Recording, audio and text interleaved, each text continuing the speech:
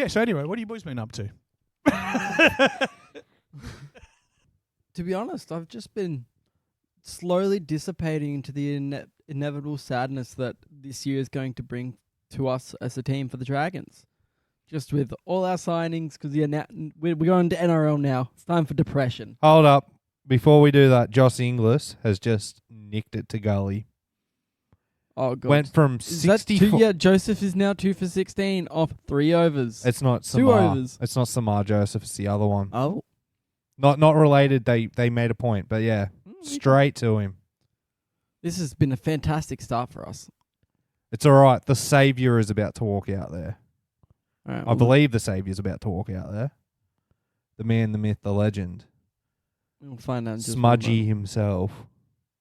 Is it Steve Smith? And then we'll go into NRL.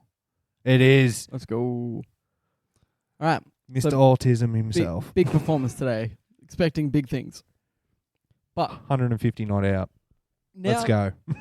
Now we go on to the real sad part of this, and it's to understand our viewpoints, predictions, and thoughts for the 2024 season coming up for NRL. Andy. I feel really bad for both of you. I actually feel sorry for the Dragons because it's not been a good off-season for you guys. Nepotism really has started to reign its real ugly little head, where we have now put Flano himself, Carl Flanagan, He's your 6. as our 6.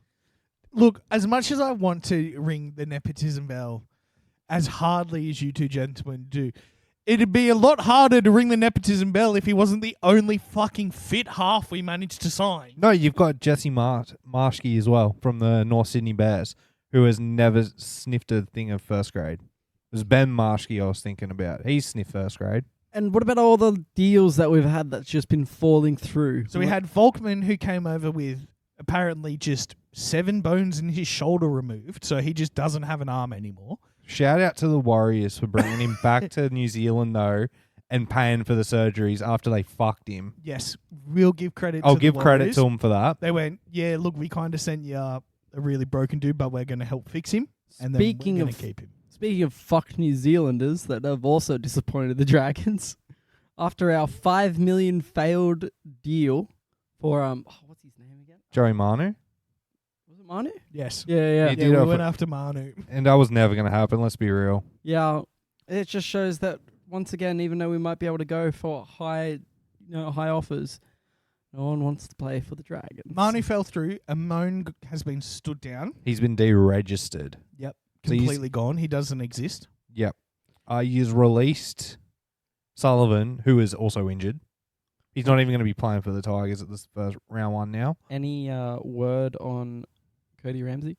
Yeah, he's out for the year. Yeah. I think you guys need to put a pen through him, give him a media job, because 2 years out with that illness, and from everything I've read, there's probably no coming back at this point. They did say that the likely opportunity of him coming back was very, very low to begin with. And it's such a brutal condition, his diagnosis, because it's a form of ulcerative colitis. Doesn't he have like a bag into his gut? No, so not Yeah, the yet. surgery instead. That's something that's normally what they do for people, which is the section of your intestine which becomes too damaged. Because Yep. again, ulcers form, which forms scarring. So we're talking a part of your either lower or upper intestine gets damaged to the point where it's a poison to the body. Normally they snip that out, but any shortening to our gastrointestinal tract changes how we absorb and do food, which essentially means it can't fully prepare bowel motions the way you normally want them. So you stick a bag on there, which helps evacuate it instead. You can't play contact sport with that. So they were doing everything they can to avoid that, yeah. putting in the stoma, and then we just say colostomy bag if it's attached to the colon. It could be any form of bag. They normally have much funner and more creative name, like a tracheostomy bag is another one. It just depends on where you attach it to the intestine. As much as I am crazy, I also used to do medical science, so I can jump in a little bit. But yeah, to back up your point, Andy, it's probably time. Well, he's still on your cap, so that's dead cap as far as it's concerned. And You've also signed Corey Allen from the Chooks, and in his first contact session, he's torn his ACL. We are going to be the wooden spooners this year. I just want to say it. I didn't Straight put up. that on our predictions. What? That we'll be wooden spooners. I did. Of course I did. Who's going to be the wooden spoon then, Jack? Tigers, because somehow they will be. I just have a feeling. Dragons are in a really, really bad shape. As much as I want to have fun and joke around, like it's put a line through this year. 2024 is just kind of it's going to be the worst of the worst. Leave it where it is. And as long as we can scrape through on Anzac Day, I don't care. There's only one thing that the Dragons really can do at this point, and I think it's a full reset. Because Ben Hunt ain't drawing anyone to the team. Ben Hunt's leaving your team at the end of the year, let's be real. Yeah. Wish he left end of last year and we kept Sullivan, but anyway. You should have kept Sullivan to begin with. Amon was never going to get not be deregistered, you know what I mean? They're just like, no, just get rid of him. We don't need Sullivan. He's not going to be the future or an up and start. Yous need to do what the Tigers did. Yous really need to do what the Tigers did. Well, that depends, because that's hard for me to listen to whatever you're about to say next, because if it anyhow leads to what the Tigers are doing now, I'd rather not. I'm talking about a full You clean out of the board. have way less faith than what you probably should be putting into the Tigers, I think, because we're going to get wooden spoon no matter what in this situation. So it doesn't matter. A clean out is going to always be an improvement to us. Yeah, but a clean out from the top like the Tigers have done, because the Tigers sacked their CEO, sacked their entire board, sacked Tim Sheens. They've put Benji in charge, have a whole new board. That they've rooted out what the cancer was at the Tigers since 2012. Dragons need to also root out the cancer that has been at the Dragons since Wayne Bennett left. Speaking of inbuilt cancer, how's Roosters going? Pretty good. Let's be real. The only issue we have is we got one trial the day after the All-Stars game, so we're not even going to get a full play with all our team before the Vegas game. Vegas is happening this year too. I forgot about that. Except it's real up in the air at the moment because, lo and behold, it's not getting much traction. 21,000 seats in a 60,000 seat stadium. I actually know people going. Boys, that's kind of like, could you possibly imagine taking a very popular sport to possibly the most sport-saturated nation? Who do not care about any sport if it does not actively just be only their teams. Yep. Putting it at the worst possible time for the section of the world that actually watches your sport. Mm-hmm. And then wonder why no one goes to it? 16,000 seats are Australians flying in. Honestly, 21,000 have been sold in America. No one gives a shit. They have been advertising it on NFL, NBA, WWE, NHL, anything that they have access to. There's been a pop-up on it. Do you know how to start getting a sport popular in the US when it's seen as a European or non-US style sport? make them believe they came up with it. Either that, or you just need a really, really good Netflix docu-series that comes along with it. Formula One, for how long, Andy, has been trying to break through into the American market. Oh, for a while, but they fucked that over the offseason. We'll talk about that. We'll talk about that specifically later, but I'm just using this as a vehicle for an example of F1 is now very, very popular in the US, correct? I mean, to an extent. Yes, we've got 3 races there now. Did it happen? No, we have 1 race there and 2 boring-ass street circuits. Valid, Get it right. But there's 3 on the continent. I don't care anymore. Do you know, man, sometimes working with you is like walking uphill. Do you know that with an analogy? Sometimes your form of improv is no. Not no but. Not yes and. Yours is just no. Find a different story.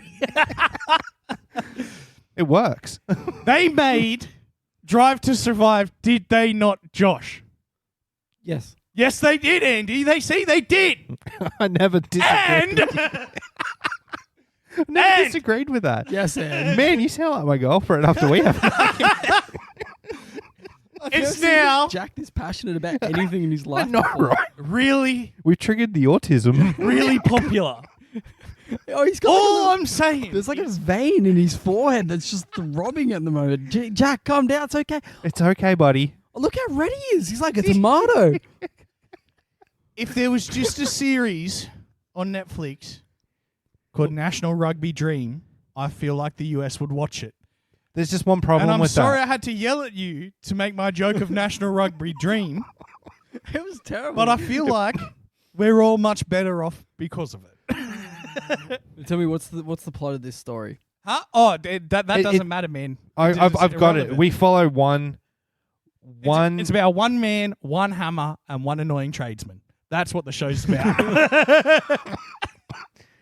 I was going to say we follow Latrell Mitchell around while he walks in the back line for South Sydney, talking to the camera while he's meant to be playing footy.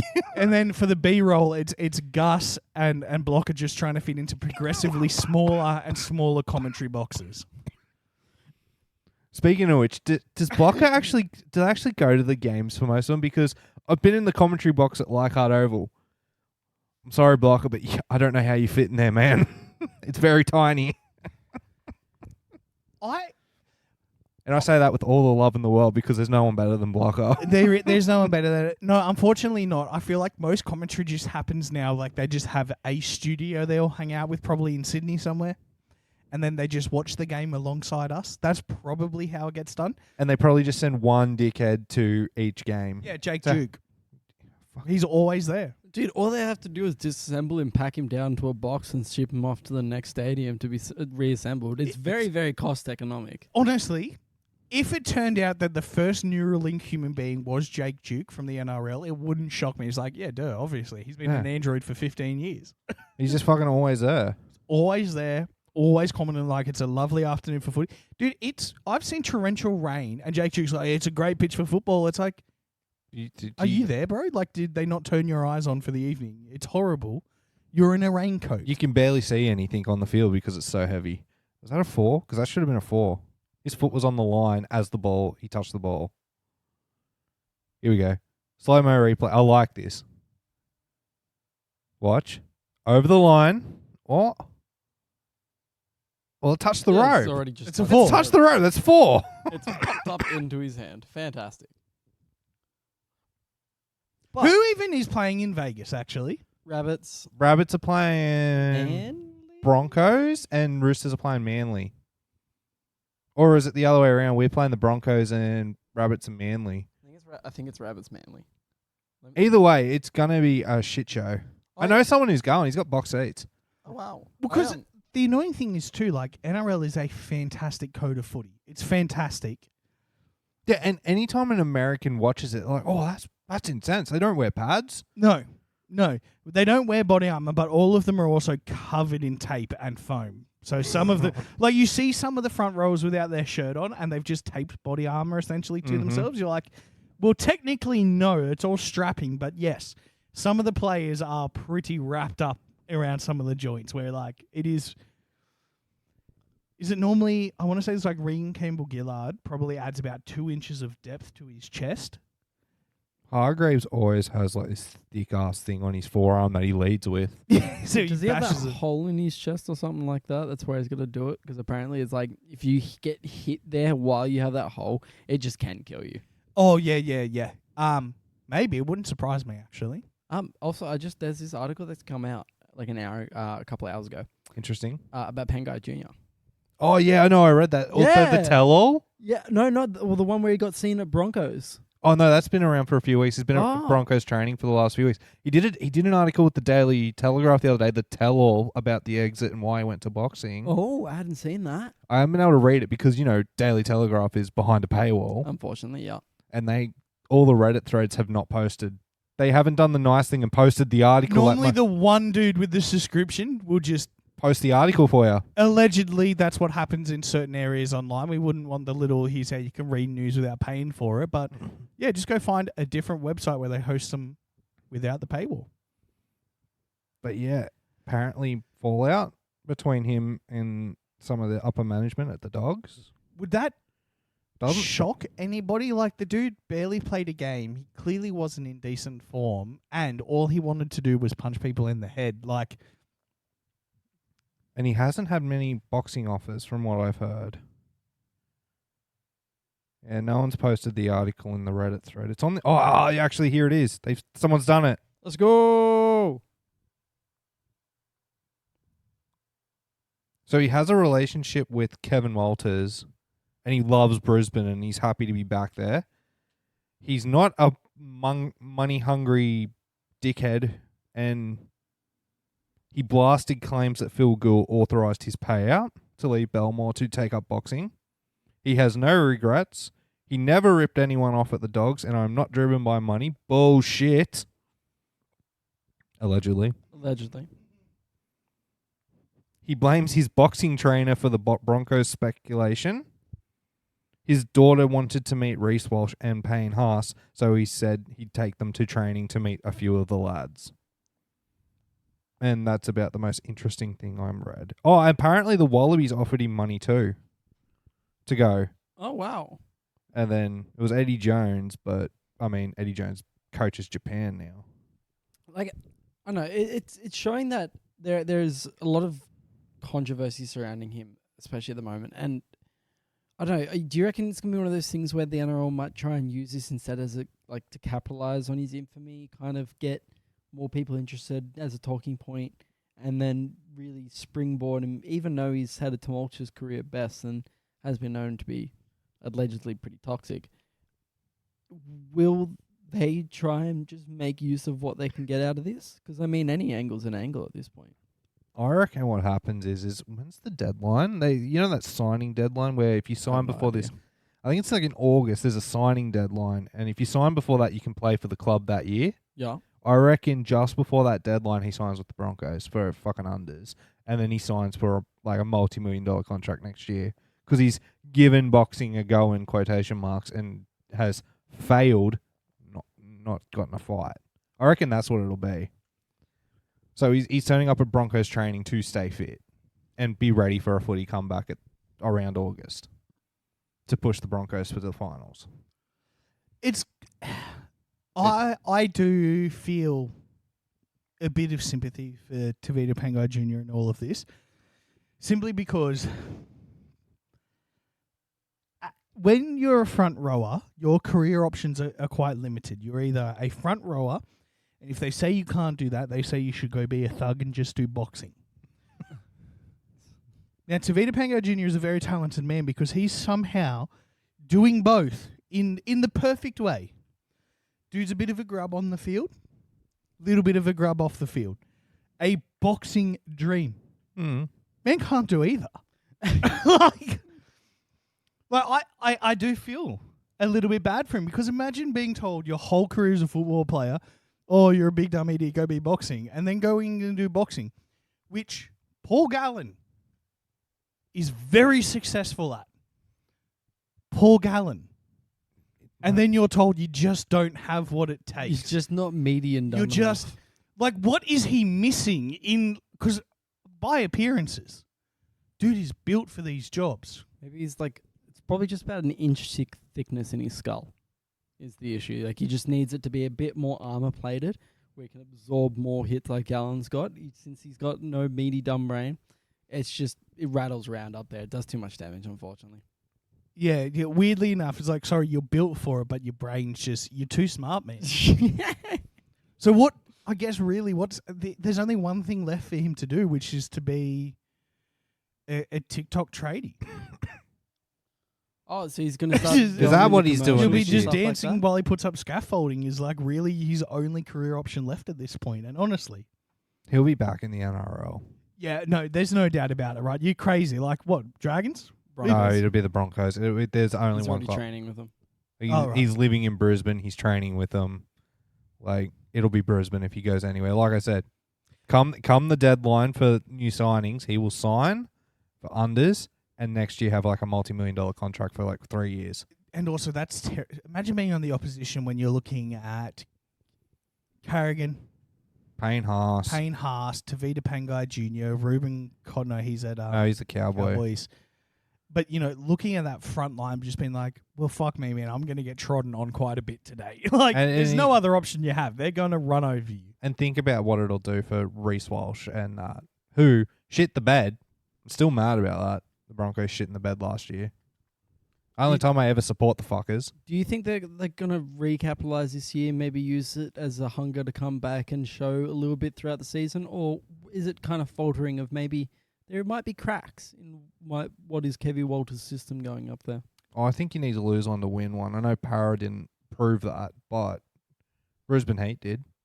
Yeah. Dragons proved that back in 2010, 2011. Yep. I'm going to say they're going to come back stronger simply because, like, Walters himself is like a piece of Suncorp furniture at this point. And, Queensland teams do really, really, really work well on that, like, cult-like mentality of, like, no, this is Suncorp. This is our home. Like that. Watching the Broncos build last year, coming up against the Dolphins. no! Oh, sweet fucking Jesus.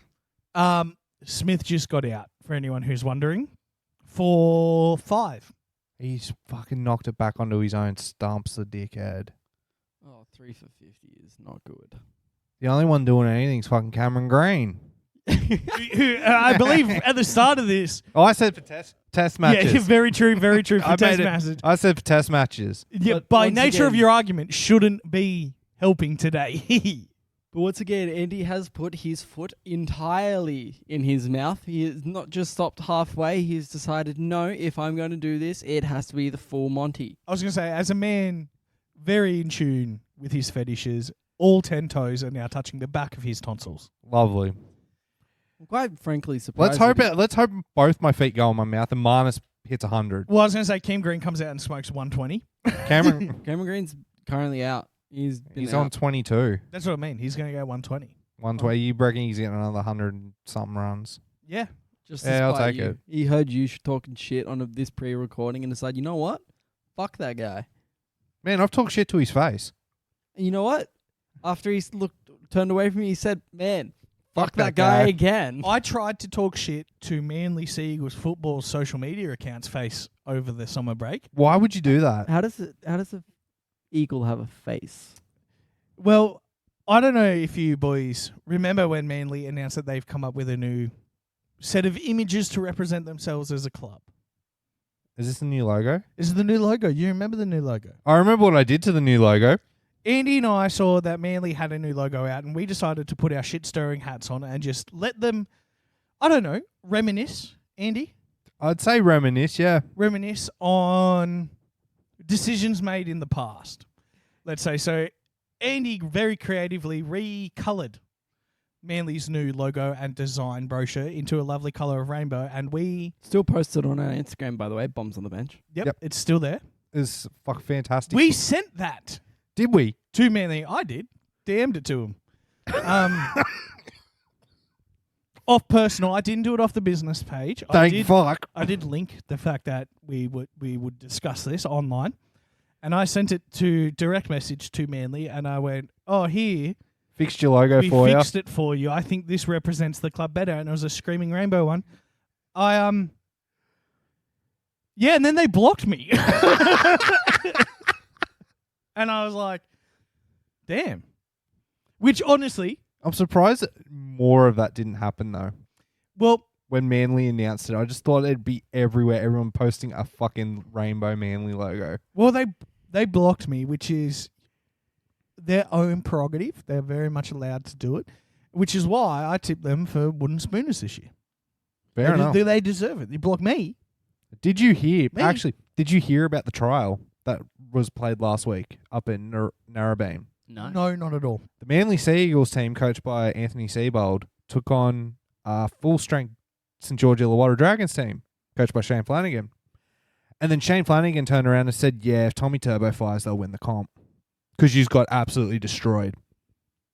Beating us isn't a marker It's for like- anything. I know. That It's like doesn't kicking count. the disabled kid down That the doesn't stairs. count. Like, yeah, of course you beat the full-strength Dragon side. Do you know who else who can beat a full-strength Dragon side? The A under full-strength 12s. Dragon side. We're never at our worst when we've got a full squad. I'm pretty sure the Helensburgh under 16 boys could beat the full strength Dragon side. Yeah, probably. Oh, man, the fucking Berkeley Eagles, under 12s, could probably beat yous. Bro, the biggest controversy of the year coming up with football is how many games we're actually going to be able to field a team for at this rate.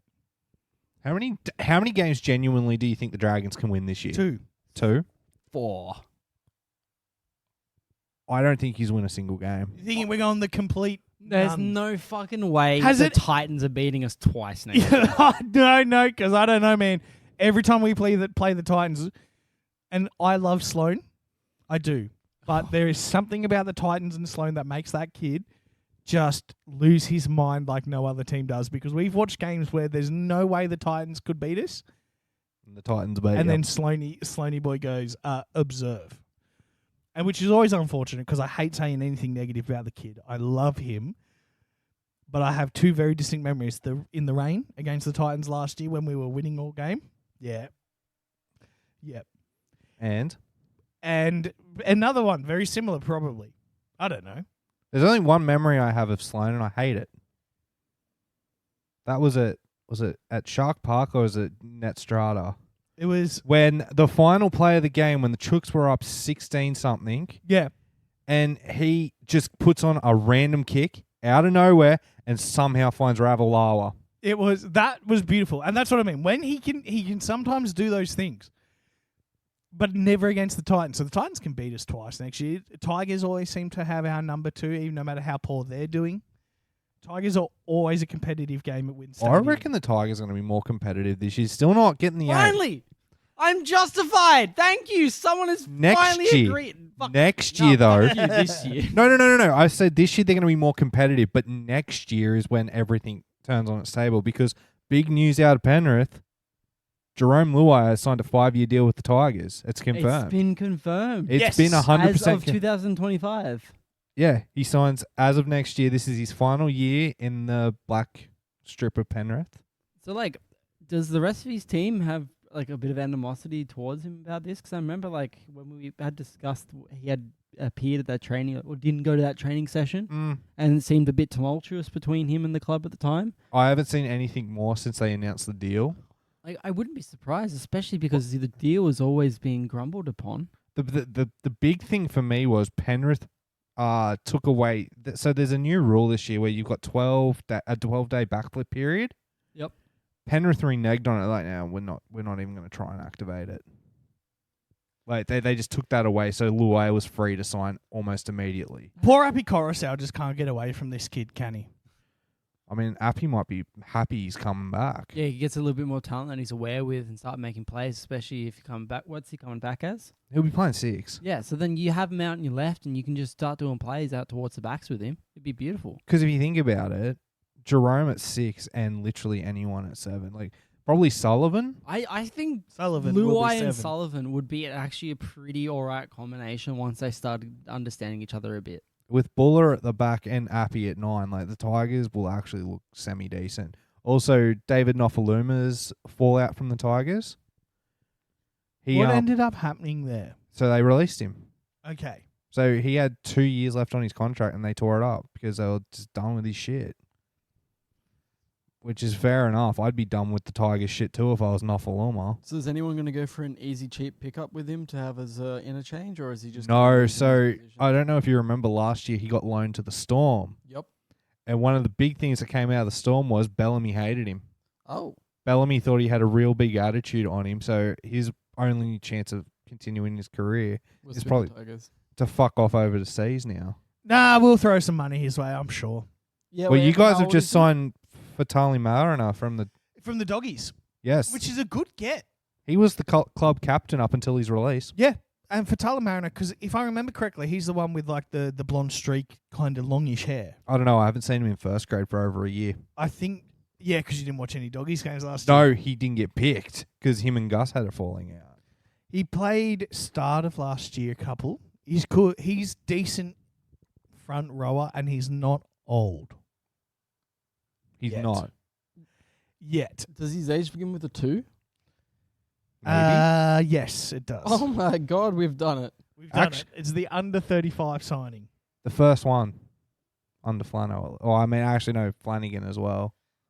Signed the Sun. That doesn't count. You knew Yeah, that it was was the coming. package It's deal, happened. Ken. It had to be. It was always happening. I It's called all- it. I fucking called it when you signed Flano, and then I still remember that fucking episode where when it was announced. Josh was so mad.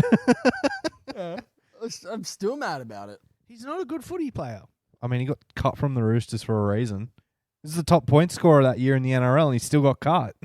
Yeah, which is one goes to show just how much kicking he was putting in. There's a lot of kicking. Maybe he might be able to actually kick something for us rather than Lomax just getting another 67%. Look, man, once that flick pass connects, it's over for y'all. That's all I'm saying. Once that flick pass connects, we figure out that outside edge that's been there for fucking 5 years, hasn't changed once. We figure that out, it's over for y'all. I wanted to kind of move our direction forward, gentlemen. I know we've just been talking about the NRL, but there's a big, big world There is ahead a of big us. world. What are you excited for? What are you looking for in sport this year? Well, I'd love to say that I was looking forward to the Super Bowl next week, but I'm really not because of what happened in the championship games. Oh, yes, the government interference in sport. Go on. Not the government interference. No, you don't understand. This is a plot by Joe Biden to put Taylor Swift into the NFL to get them to vote. I'm sorry, I hated that. You know, you can bet on whether Travis Kelce proposes to Taylor after the game. I would bet yes. I'm going to bet no. I couldn't give a rat's ass. I want to watch the Lions play the fucking Ravens. What's their Sucked it. I mean, look, Watching it, I was all for Lions v Ravens because Ravens deserve to be there.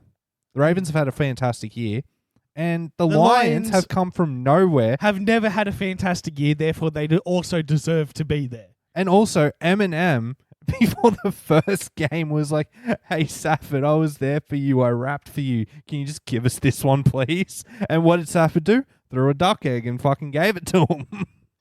But no, seriously, the last time the 49ers played the fucking Chiefs in the Super Bowl was the same year as the 2020 election. Yep. I don't like this because the Kansas City Chiefs won that year, and then Joe Biden won. I'm telling you, there's And it's going to be direct Trump v. correlation. Biden 2 years, another one ago. I would. America wanted anything other than just Chiefs v. fucking 49ers. They're the two most hated teams. Yes, but you know what? If we can get the same outcome across the board, No. it is worth it in the long run. Out of the two teams, I'd rather see the 49ers win, and I'm saying that as a Seahawks fan because Brock Purdy's better than Patrick Mahomes. Yeah. I know, but I'm basing all mine on the if the same thing happens again. Then Biden will win. But Yes. Biden will win if he's going up against Trump. I hope so, right? Big fingers crossed.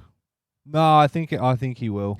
I do. We can actually talk about him because the defamation case just finished. Which one? The one where Trump's paying $83 million? Yes. Now, how much do you know about this? Nothing. Nothing. Josh, are you familiar with this $83 million payout case? Okay, so it's really, really interesting. The obligatories of I'm not a lawyer. I've just watched some lawyers talk about this, and now I'm going to do my best to convey it back to you, where essentially the reason this one is so fascinating is the leading counsel for Donald Trump, Alicia Barber, is not a trial lawyer. And what I've learned about that is you can be a lawyer your whole career and never actually have to go to court and do the court thing. the court thing. Apparently, that's only reserved for a very small part of the legal world. There's some lawyers out there who are like, yeah, no, I've spoken to a judge once. So this lady, not a trial lawyer whatsoever. I mean, it shows. Also, this case wasn't deciding whether the defamation had occurred and the alleged assaults had occurred. That had all been decided as legal fact in a case prior to this. So this was a defamation case, not that we see in Australia where it's looking up whether one, defamation did occur, and two, what it's called sort of compensatory damages are attached to that. So yes, you have been defamed, therefore as compensation you're owed this. This was a defamation case where the defamation had already been decided on and the compensatory fine had already been laid out, which was the original $5 million earlier last year. Oh my god! This was a defamation case solely deciding punitive, effectual damage on the nature of the case, which means you have defamed the person, you have continued to defame the person, and your compensation was seen as ineffective. This amount of money we're giving to you isn't compensation for the person. It's punitive damages to make sure you don't do it again, which is why we saw it go from 5 million to plus 80, because it wasn't based on what you did to her. It's based on the fact that you kept doing it. Therefore, we need to stop you and we can't put you behind bars. Yeah. So we're just going to craze up the money. Also, it's one of the only defamation cases where the jury was made anonymous. So they gave their remarks and their findings under number, not name, which never happens in defamation. Like most people we saw with the Depp and Heard one, you knew every juror who was on that case. Yeah, these ones, all anonymous, $83 million of punitive damage based on a defamation case that had already been settled because he wouldn't stop talking about it. Who was it against? That's how little I know about it. It was against a lady called E. Jean Carroll, who, I guess... What did he say? Was she shit or something? Well, no, not quite. So she came forward and said that this person sexually assaulted and harassed me. That was a criminal case which was also found to be correct. Mm-hmm. So that judgment was found to be correct. He then would go on national TV and say that she didn't. So that was the original defamation, is that he's saying it didn't happen and that's causing me reputation damage. Because, you know, the law has said it did occur and it was settled. Hence the first defamation case of $5 million. You are defaming me by saying what is legally correct and found in a court of law is not correct. And then the second one, which is this one, which is you have been found accountable for 2 cases, one of defamation, one of the actual crimes of assault occurring, and you're now using your platform to say that they are not true. Hence this very unique form of case where they couldn't testify about what was being said because legally everything he has said about this matter has been found to be incorrect or to be correct and true. So in his defense, sitting there, they couldn't allow him to testify because anything that he said that wasn't, I legally agree with the prior findings of this court, had already been settled facts. So the case was simply, how much money do we need to take away from this motherfucker until he listens? TM the court case, because you're being charged and discussing about things you have legally signed under oath that is correct and true. Fascinating. So I just watched Legal Eagle on YouTube. If you haven't seen great. it, he's fantastic. And there was a big breakdown of that where he's like, yeah, so that's why it was really strange. And then also for me, it's just the silliness of it. Here's things that popped up in the middle of the trial that you don't normally see in the high courts of Western nations. One, the lawyer wasn't allowed to submit certain evidence because turns out you can't just randomly bring out evidence from your handbag and ask the witnesses to look at it. So that happened more than once. It was, well, I would like the defendant to read this report. And the judge went, No. is that report from evidence? And they went, no, Your Honor, it's not. And he went, then put it back in your bag. They asked for an extension because COVID was affecting the chief counsel, which then that afternoon was the primary dinner in New Hampshire where the lawyer was found in the photographs of that young right-wing influencer. That right-wing influencer was then kicked out of the party because he spilt the big lie that the lawyer was supposed to be home with COVID, who was out partying in New Hampshire. So that happened in the middle of it, which case everybody was recalled back to the trial. Trump wasn't there for one of the days where his special counsel stood up and informed them that under no uncertain circumstances would Trump be testifying, as that would be a waste of time, as the judge turned the news on the TV of Trump in Florida saying he was heading back this afternoon to testify, and the judge asked the lawyer, said, you should probably go and speak to your client, because as you can see here on the news, he's flying back here now to testify. These are all little things that happened in the one court case that was already decided before the trial began. Sweet fucking Jesus.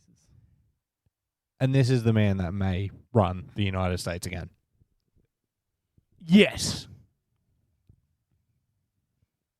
But Jon Stewart's back, which is good news. I heard about that. He's So- on like 1 day a week or something. Just Yeah. doing the political stuff on Monday Arvos, yeah. Yeah. He's like, well, I'm I coming will back. watch the shit out of that because he's so good, that bloke. Oh, I don't know. There's a reason he got taken off the air though. Like it started becoming a political hack, and then all the stuff being said was just like, you're regurgitating political facts as entertainment, but really not conveying a message other than the fact that haha, my opponent's bad. I think what ended up happening was you had a man with an incredible amount of political integrity be the voice of a private corporation that was earning all its income by being like a political infotainment device. So like the organization behind John flew too close to the sun, where it did become a little bit of a meme of itself for the sake of entertainment. But then you look at the diminishing hosts they had to come in and fill over the spots as well. It's just they lost all sort of viewpoint where they could actually have political discourse, where instead it just became a muddy beige center line again that didn't want to offend anyone because they knew they'd get their funding pulled. there's so many, there's, especially when it comes to like big media, right? Because we are, whether we like it or not, sitting, especially as Australians, which is like we are beholden to the whims of the US, especially the media. So that US culture war, we're beginning to feel some of that here. Like whether you like the term or not, it's just a very convenient way to name what we're John all talking Barilaro about. lookalikes. Mario's! Actually 8 of them sitting there too.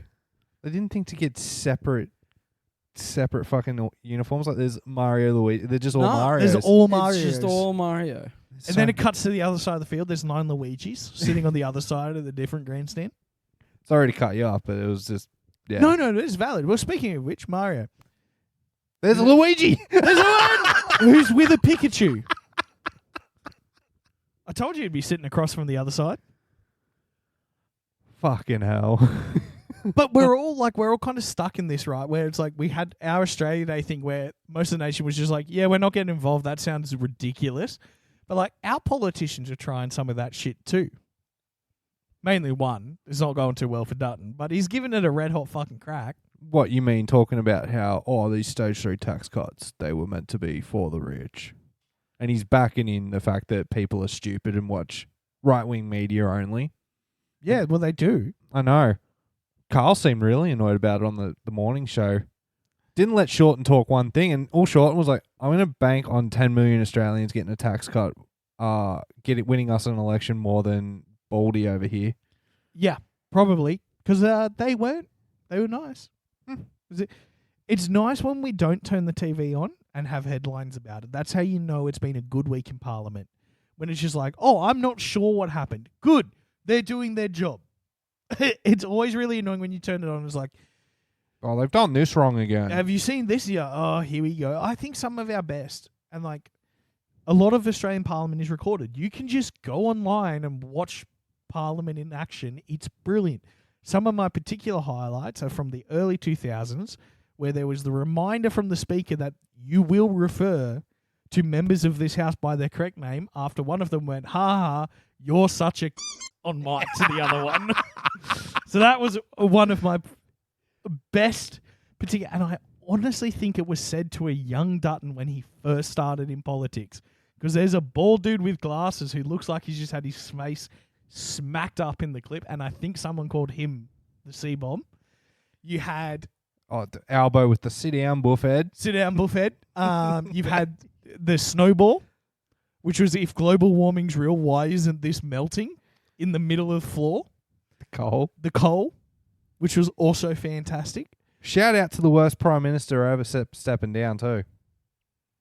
What happened? Scott Morrison is leaving politics. He's retiring from politics. Oh, why? I don't care. He's now working in defense. That's right. right. He's a defense lobbyist now. Oh, really? Yeah. Who could have guessed that one? I've got to give it to the ABC. So, like, love them or hate them, every now and then the ABC hits the nail on the head, which is that little political skit they do where you've got the Defence Force ministers sitting in a room with clearly bureaucrats. And the Defence Force is essentially going, hey, we need an extra $500 billion so we can defend ourselves from the biggest threat. And they go, who's the biggest threat? And they're like, it's a Near East partner. And they go, okay, you don't want to say it? They're like, no, we don't want to. And he's like, how about I list some countries and you just nod? And he's like, Turkey's no. They get to China and they're like, it's China. We need to defend against China. He's like, okay, no worries. And then it says here that another justification is so it can protect our trade routes with our biggest trading partner.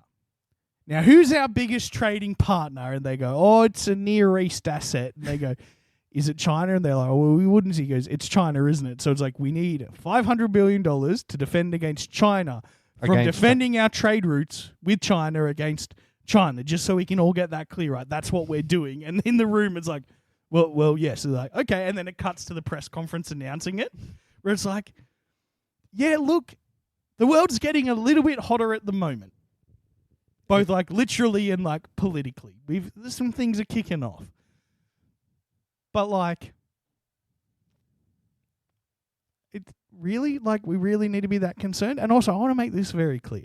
And I've thought about this quite a bit because, you know, my biological clock's ticking. I'm nearly 30, which means I have an urge, the male desire to be shot at in the desert somewhere on this Tiniest violin for you, mate, because I'm 31. Yep. Well, Andy, your clock's ticking too, man. We need to be involved in someone else's war, in someone else's country for people who are far richer than us. That's our biological clock. I need to have my vested interest be only to align the fact that I want to defend oil companies.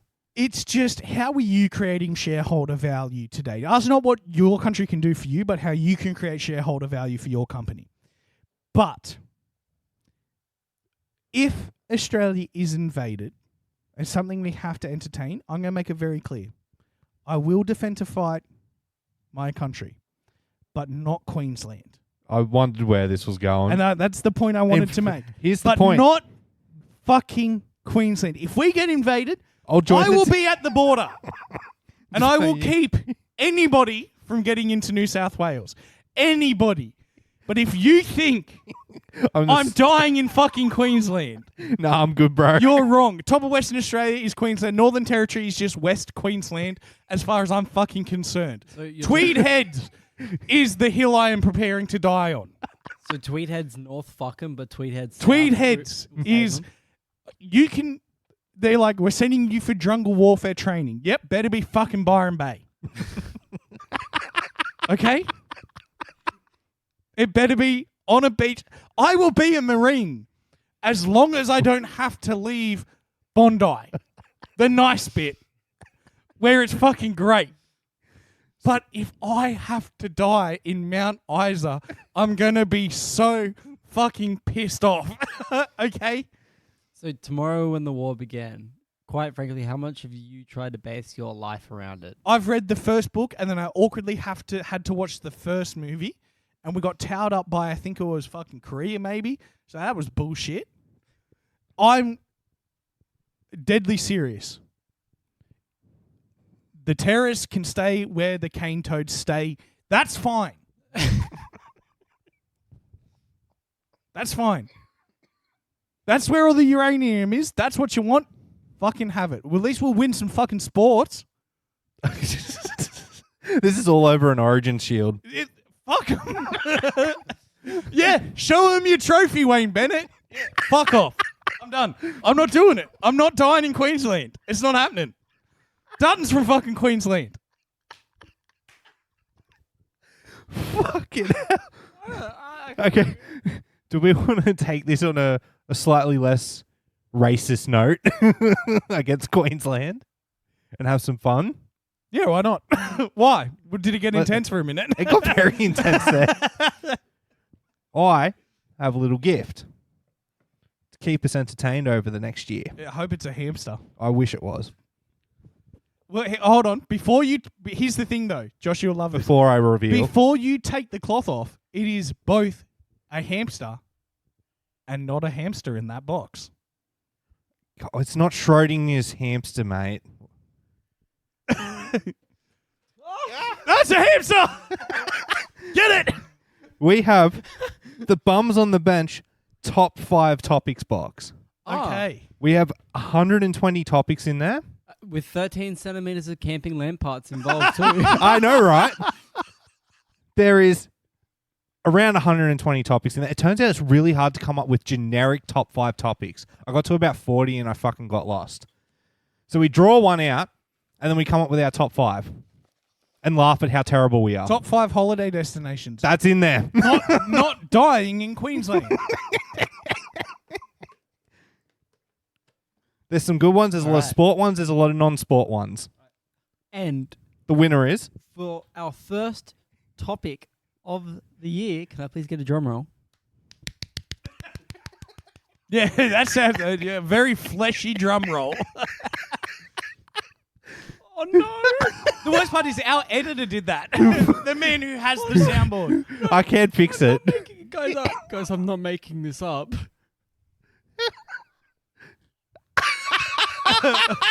What's the top 5? Queensland centres. Top 5 Queensland centres. Well, fuck me, gentlemen. Welcome to my TED Talk. So, top 5 Queensland centres. Centres for people who played centre. Oh! But we can take it as centres of Queensland. This is it. We're top 5 centres in Queensland to visit, Jack. Steve Irwin's Zoo. Is that fantastic. Is that 5? It's one of the 5 fantastic. No, but you can go 5 to 1. Oh yeah. Okay. Number 5. Like this. Look, this. I used to actually think I maybe didn't have a thing. I know nothing about these fucking people. Number 5. Oh, okay. Queensland centres. Number 5 would be Steve Irwin. Traditionally a second rower. Would play well in the centres, I would say. He's definitely up there on the list. Fucking hell. I got as for the football question, I'm not sure. Who else is up there? Peter Dutton, probably go right in the back line. He's from Queensland. George Pell, even if he's not from Queensland, he certainly gives the vibes of a necessary Queenslander. I quite think Presley Probably was coach great. of the. I definitely put him with the under 12s. I would also say Rolf Harris is definitely a Queenslander, isn't he? Probably assistant coach of the under 12s. That's 4. Go on, who's your number 1 then? Number one Queenslander. Gobbo! Oh no! Please don't be ridiculous.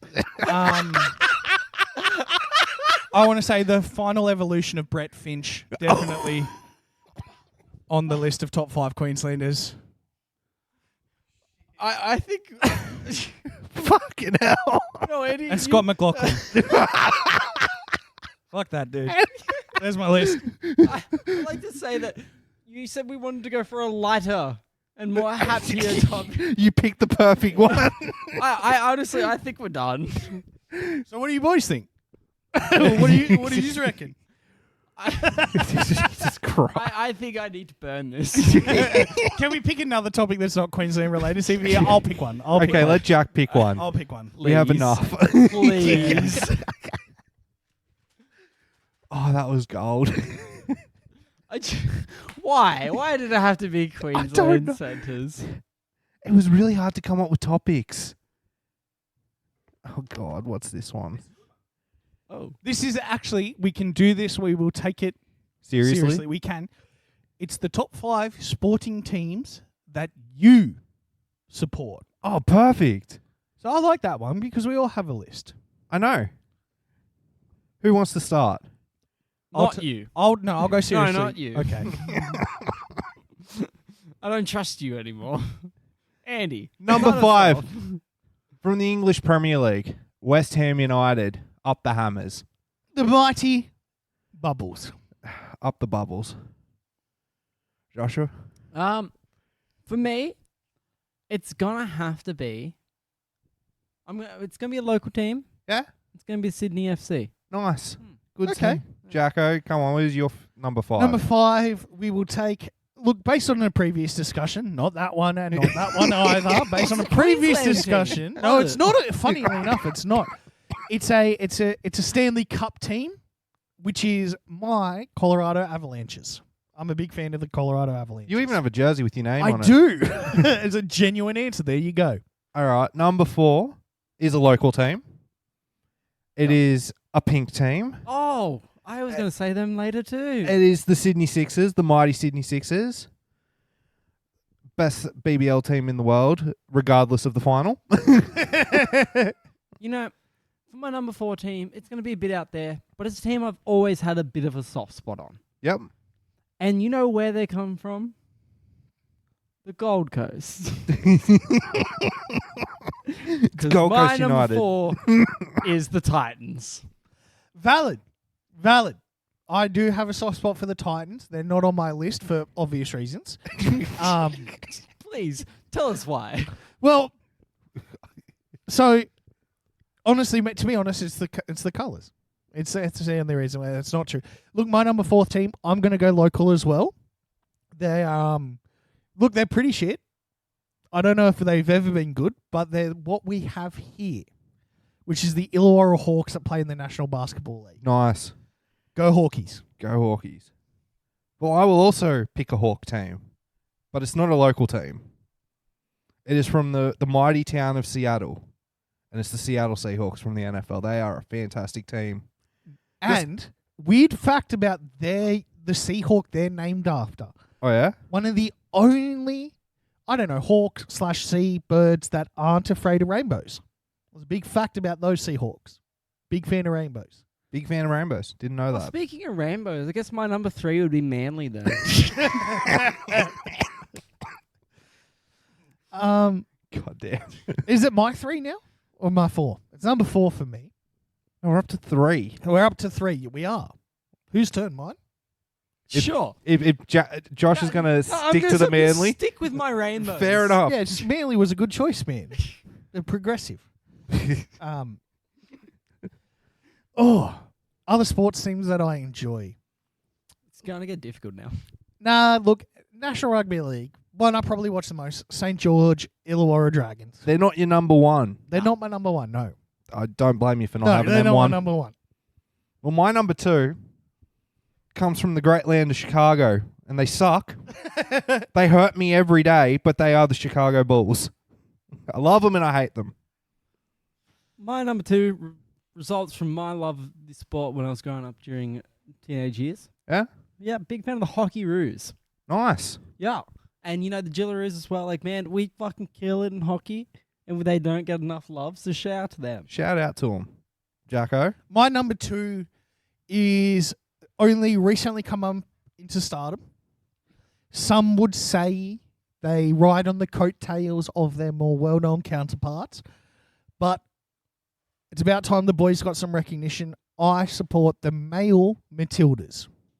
Socceroos. That's what I said, the male Matildas. It's time that they stepped out of the shadow and really, maybe identified their team properly, really push forward in the next year. I think the male Matildas are on for a big year. That's my number They 2. just got knocked out of the AFC Asian Yeah, Cup. fucking sounds about right. So proud Good of job, my boys. Whatever you're fucking doing up there. I mean, the number 1 for me is no shock. It is the mighty Sydney Roosters, the greatest team on the planet. There's no better team in any sports code. Unlike Jack, I'm a tragic. I like to set myself up for punishment, pain, torture, and sadness. So that's why I love dragons. Because That's nothing disappoints me better than like I disappoint women. For my number 1, I've decided to live inside the winner's circle. That's a change for you. It feels good. Feels great. Colour seems good. Tastes good. I support possibly one of the most hated franchises in international sport. If it has wheels, wings, or a fucking engine, I am a Red Bull fan. I am talking Red Bull F1, Red Bull Ampol V8 Racing, Red Bull on a motor vehicle. I'm there. We're winning. We're cheating. I don't give a fuck. Listen again to the Dutch national anthem. I can't wait to hear my theme song play 24 times a year. But that's all on the next show that we record. That's a nice symbol you have on your top left and top right. I didn't even realize I was wearing my Red Bull shirt when he said that too. Bro, yeah, 100%. Like, look, as much as I'm like a big Dragon supporter, Oh, Oh, God. for fuck's sake, Cameron Green. it's nice when it's not directed at you for once. I'm just going to throw it out there because I've said some things that have had that directed at me. Andy, I like your magic box. You like my magic box? Josh? Yeah, I really like putting my hand into it. It's a good little idea for the year. Is it going to be fun? There's a lot of really fun ones in there. There's a lot of really boring ones in there. Turns out it's really hard to come up with topics. Yeah, I'm surprised you got as many as you did. That's It was a struggle. Yeah, no, it's really good. I'm It was big a fan. struggle. I honestly thought we were going to grow like podcast mushrooms for the year or something when it was like, oh, it's in a box. I genuinely thought, I was like, he's bought us a fucking plant. That we're going to have to do like updates on Fuck plants. that. I don't have the energy for that. I barely have the energy for what we do. Did you boys ever? Now this might be a very left wing university educated. Classic. Oh, Of right. me. Because you're educated. You're better than us now. Did you all ever have a bonsai phase? No. No. I did. Yeah? Yeah. I literally How did it go for you? not good. His name was Gertrude. No, sorry, Bertrude, because it's a boy, obviously. B. How long did it survive? Not long. It's a funny story. I woke up from a fever dream at university and I scribbled down in my notebook, buy bonsai, buy Bertrude. So I combined them into the one thing and I bought a bonsai called Bertrude. Fuck, man. Those things are difficult to look after. Anyway, I ended up giving it to some hippie chick. So I hope he's doing well. You know what? This show's brought to you by Bertrude. This one's brought to you by Bertrude. Oh no, I forgot about those. Oh, fuck off. Do you want to Every explain? time Jack says something, it's just brought out into existence. It's a weird thing that I have to say with people where it's like, hey, when I'm meeting someone new, I sit with them like, hey, weird things happen around me. You'll get used to it. It's just kind of thing. And I met with that. It's one of two opinions where it's like someone who's a little bit crazy is like, oh, cool, like a prophet dude. He can see the future. It's like, no, just I meant weird shit will happen around me. And then you get the opposite reaction, which is this guy's clearly a megalomaniac who thinks the world revolves around him until things like this happen all the time. Gentlemen. Do you want to explain what happened? Yes, Andy, his partner, has just revealed their new couples project, which is 2 bonsai tree growers, which have now just appeared on the desk. So I was right. Does that mean I'm not cultured? I don't know. Well, I it's cute that you think you're involved in the maybe cultured part of the conversation, Andy. Shut up, you're not. Josh, you... What? I'm cultured. I watch Formula One.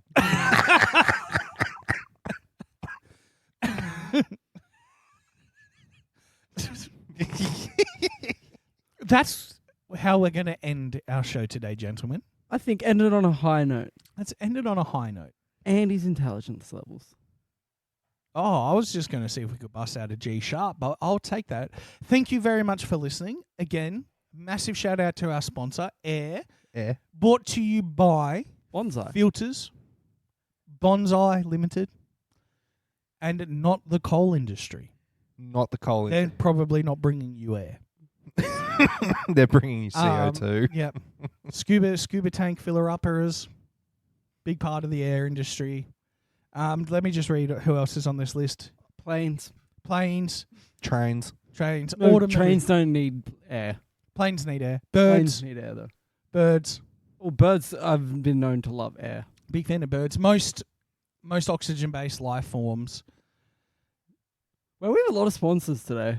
It's just the one sponsor, but they just cover They're so bought- many things. It's just involved, you know, We should Um, really just press this button. mitochondria.